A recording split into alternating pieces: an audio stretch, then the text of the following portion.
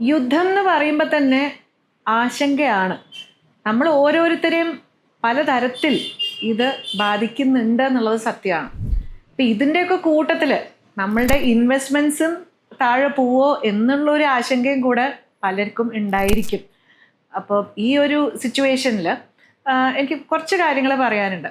നിങ്ങളിപ്പോൾ കഴിഞ്ഞ കുറച്ച് ഡെക്കേഡ്സിൻ്റെ ഒരു കണക്കെടുത്ത് നോക്കുകയാണെങ്കിൽ ഓരോ തവണയും യുദ്ധങ്ങൾ നടന്ന സമയത്ത് മാർക്കറ്റ് താഴെ പോയിട്ടുണ്ട്, സത്യമാണ്. പക്ഷെ ആ യുദ്ധത്തിൻ്റെ ആ ഒരു പീരീഡ് കഴിയുമ്പോൾ ആ ലോസും റിക്കവർ ചെയ്ത് ഫർദറായിട്ട് മാർക്കറ്റ് കയറിയ ഒരു ഹിസ്റ്ററിയാണ് നമ്മുടെ മുന്നിലുള്ളത്. ഞാൻ എപ്പോഴും ഓർമ്മപ്പെടുത്തുന്നത് പോലെ എമർജൻസി ഫണ്ട് നിർബന്ധമായിട്ട് ഉണ്ടായിരിക്കണം. ഒരു 6 മാസത്തെ ചെലവിൻ്റെ പൈസ നമ്മൾ അത് മാറ്റി വെക്കുക തന്നെ വേണം.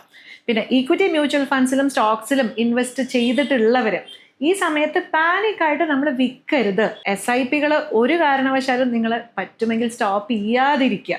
പറ്റിയാൽ കൂടുതൽ എമൗണ്ട് ഈ സമയത്ത് ഇൻവെസ്റ്റ് ചെയ്യുക. ഇങ്ങനെയുള്ള സിറ്റുവേഷൻസിൽ നമ്മൾ തിരക്കിട്ട് ഓരോ തീരുമാനങ്ങൾ എടുക്കാതെ വളരെ കാമായിട്ട് മുന്നോട്ട് പോകുന്നതാണ് നമ്മളുടെ ഫ്യൂച്ചർ ഫിനാൻഷ്യൽ ഗോൾസിനെ നേടാനായിട്ട് ഏറ്റവും നല്ലത്.